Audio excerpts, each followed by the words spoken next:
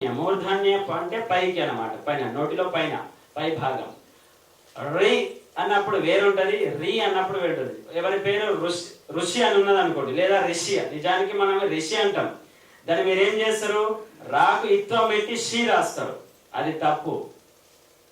రూనే పెట్టాలి.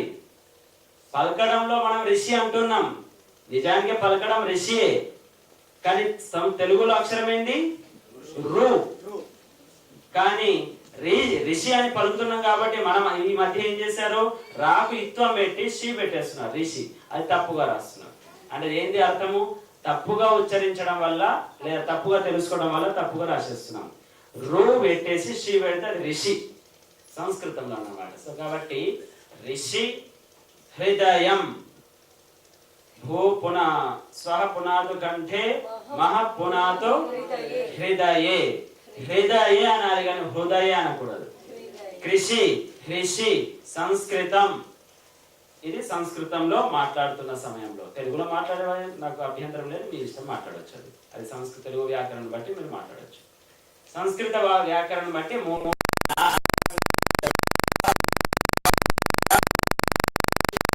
కాదు ష, ఇచు యశ స్థాలవ్య, తాలు అంటే చిగురు. జ క్షేత్ర జ్ఞ అంటమా, దాంట్లో ఎన్ని అక్షరాలు ఉంటాయని ముందు మనం తెలుసుకోవాలి. ఒకటేమో జ, రెండవది చ ఛ జ జలో ఉన్నటువంటి జ్ఞ, జ జ్ఞ, తర్వాత ఆ. ఈ జ జ్ఞ ఆ మూడు కలిపితే జ్ఞ అవుతుంది. అక్కడ ఎక్కడ కూడా జ్ఞ లేదు. గాకు నావతుందా, యజ్ఞం అని రాసేటప్పుడు గాకు నావత్తు పెట్టి యజ్ఞం అని రాస్తామా, తర్వాత తరాల వాళ్ళు అర్థాన్ని రాస్తారు. ఎట్లా ఋషికి రిషి అని రాస్తున్నారు కదా, ఋషికి రిషి అని రాస్తున్నారు కదా, తర్వాత అర్థం రాస్తారు. ఎందుకంటే మనం పలికేదేంటి, యజ్ఞం విజ్ఞానం అంటే జారాసి జ్ఞావత్తు పెట్టాం, గారాసి నావత్తు పెడతారు, అప్పుడు ఇక విజ్ఞానం అంటారు. మరి కృతజ్ఞత కృతజ్ఞత ఇక్కడ మాత్రం పట్టేసుకుంటారు. కృతజ్ఞత పుణ్యం, కృతజ్ఞత పాపం. మరి ఏంది ఇక్కడ ఎట్లా ఉచ్చరిస్తారు మీరు, కృతజ్ఞత కృతజ్ఞత అని అంటారు. ఇక కృతజ్ఞత ఉంది కదా, యజ్ఞంలో జ ఉంది, కృతజ్ఞతలో జ ఉంది. యజ్ఞం అన్నప్పుడు ఇక్కడ ఏమనాలి, కృతజ్ఞత అనాలి కదా. మరి కృతజ్ఞత అర్థం ఏంటిదంటే ఎవరైతే మనకు ఉపకారం చేస్తారో ఆ ఉపకారాన్ని హరణం చేసేదాన్ని కృతజ్ఞత అంటే మర్చిపోవడం. పాపం, చేసిన ఉపకారాన్ని మర్చిపోయేటువంటి వ్యక్తులను అంతకన్నా పెద్ద పాపం ఈ ప్రపంచంలో ఏదీ లేదు. దాని కృతజ్ఞత. గురువు ఇచ్చినటువంటి జ్ఞానాన్ని కూడా మనం పక్కన పెట్టేసి కృతజ్ఞతా భావం ఉంటే అది చాలా పాపం అన్నమాట. దానికి చాలా శిక్షలు ఉన్నాయి.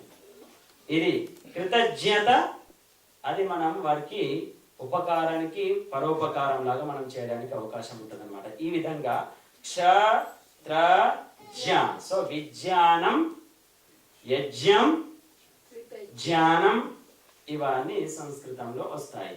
మంత్రాలు చదివే సమయంలో ముఖ్యంగా మీరు ఒకటి రి, ఎక్కడ వచ్చినా దానికి ఒత్తులాగా రి, రెండవది మ, మూడవది జ్ఞ, నాలుగవది ణ, ఐదవది ష, ఆరవది ష, ఏడవది జ్ఞ.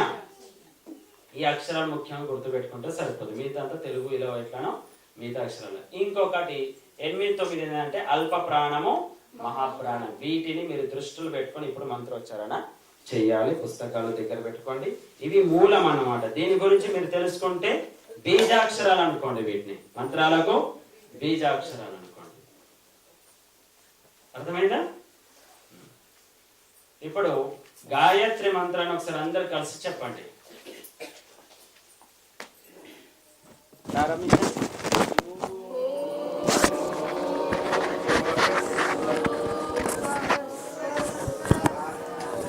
మనమందరం మానవులం కాబట్టి ఐకమత్యంగా ఉండాలి, అవునా కదా?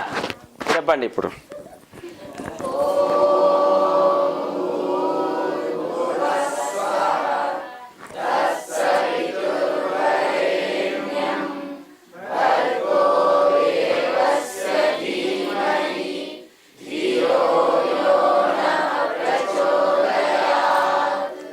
ఇంకా ఇంకా ప్రయత్నం చేయాలి. దీన్ని చెప్పి దాన్ని గుర్తుపెట్టుకుంటూ చదవండి. తర్వాత మంత్రాలు చదవండి. ఓం శన్నో దేవీరభిష్టయా ఆపో భవంతు పీతయే సంయోరభిస్రవంతు నః. ఓం వాక్ వాక్ చెప్పండి. చక్షు చక్ తర్వాత కంటిన్యూ చేయండి. ఇంద్రియ స్పర్శ మంత్రాలు పునః ప్రారంభం.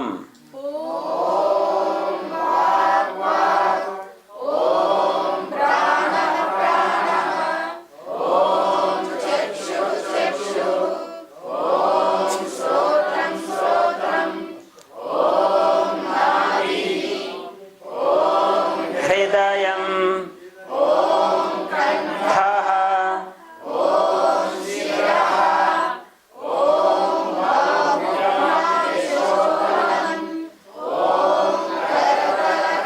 పృష్ఠే ఒత్తుఠ. మార్జన మంత్రములు. భూ పునాతు శిరసి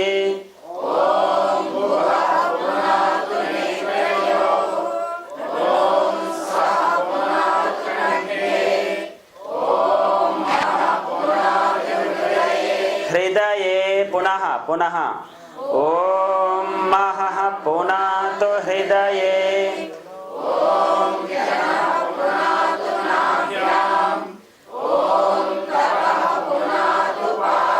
యోః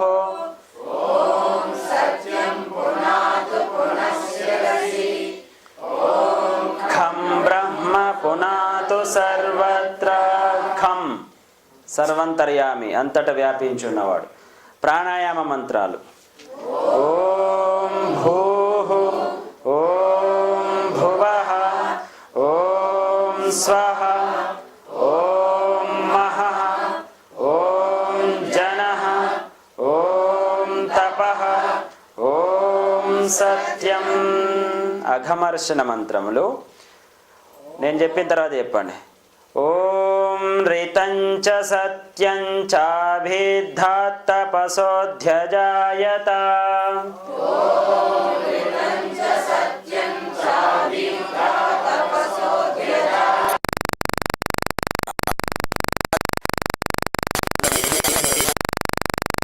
చెప్పాను మీరు అభ్యాసం చేస్తూ ఉండండి.